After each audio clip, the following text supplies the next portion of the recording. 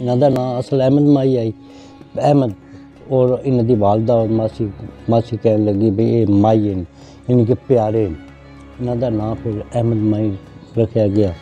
ये पैदा होए ने 13 रजब 1914 मिड रांझे 13-14 साल की उम्र दे विच बाबा जी ने कुरान पाक हिफ्ज़ कर लिया। फिर इन्हां दे माई बाप चनियोट तशरीफ ले आए। फिर उसकी याद दे विच इन्हां पहले दुकानदारी शुरू की मुस्लिम बाज़ार दे विच।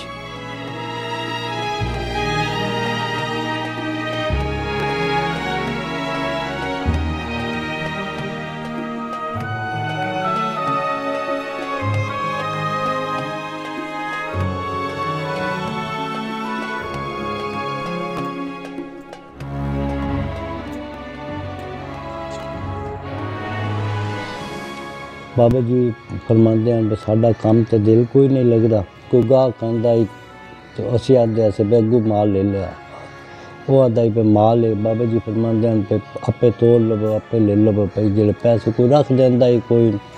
फिर 1940 ना बाबा जी फरमाते हैं पे सन मुर्शद साहब फरमाया भी लै भी हुण यकसू ही हो जा। असी फिर दुकानदारी छोड़ के हर चीज़ रब दे राह ते दे के घर आए, उसे घरों हर चीज़ रब दे राह ते दित्ती दे के तो फिर असी यकसू हो के। ये फिर पहले जगह इन्हां दे कोई नहीं थी। ये फिर पहले टिब्बा लाहौर वाली फाटक दे नाल टिब्बा हुंदा ही उत्थे मंदे रह जी। उत्थे फिर आबादी शुरू हुई। फिर उत्थों निकले तो रब्बा भी बेआबाद आई उस वक्त पार्टीशन तो पहले जी। उस तो बाद फिर उत्थे अंग्रेज़ लोग बसना शुरू हुए जी। उन्हें आख्या जी बाबे जी ने भाई जा चाह उसले नवीं चली। बाबे जी फरमाते ने भी हुण इत्थों डेरा चीज गया। फिर इतने मालन साहब के दरबार से आए। मालन साहब तो फिर इस जगह जी बाबा जी की माई साहबा की जगह है, ये पहले 1950 बाबा जी इतने तशरीफ फरमा एक कसाइयां की जगह आई। उन्हें आख्या जी असी बेचनी है। वो फिर मालिक ने उन्होंने 500 रुपया दिता, 50 रुपये मरला जगह खरीदी 1950।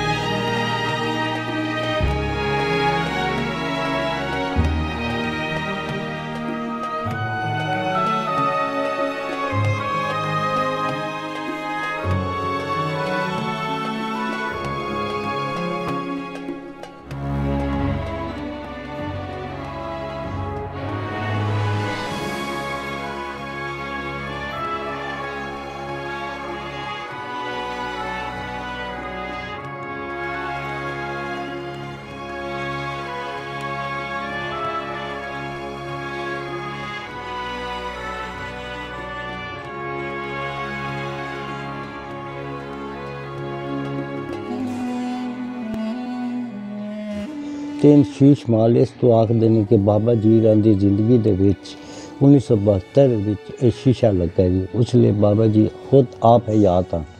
लोग कहते हैं कि शीश महल तो चनियोड़ पहली दफ़ा शीश का काम ही बाबा जी ने दरबार से होया जी। इन्हां दी वफात 2 दिसंबर 1987 और माई साहबा जी वफात 6 अगस्त 1984। मैं इन्हां दा बेटा बैठा इस वक्त आखिरी असी 6 भाई और 4 भैन से सारे सफ़र कर गया। आखिरी मैं बैठा जी तो मैं इस वक्त गद्दी नशीन हाँ जी। इस दरबार की बहुत सी करामात और यहाँ की कशीदाकारी और ख़ूबसूरती की बहुत सी मैंने तारीफ़ें सुनी हैं, सोशल मीडिया में भी देखा है, जो कि पूरी दुनिया में इसकी खूबसूरती देखी और जानी जाती है। मैंने भी आज सोचा कि क्यों ना कि मैं इस दरबार पे विज़िट भी करूं और इनकी करामात से फैज़याब हो सकूं। इनकी करामात में ये भी है कि लोग यहाँ पे बहुत सी अपनी मन्नतें मुरादें और काफ़ी चीज़ें सोच कर जो आते हैं और मुरादें पा कर जाते हैं। सबसे ज़्यादा कामयाबी और ख़ूबसूरती यहाँ की ऐसे है कि इस पर बड़ी कशीदाकारी की हुई है, शीशे का काम हुआ है और चनियोड़ के जितने भी माहिर और मोतबर कारीगर थे उन्होंने यहाँ पे बहुत खूबसूरती के साथ और बड़ी मेहनत के साथ ये इसके ऊपर खूबसूरती को 4 चांद लगाए हैं। तो मैं आपसे भी गुजारिश करता हूँ वो जो भी आए यहाँ पे आके इसको ज़रूर आकर देखें।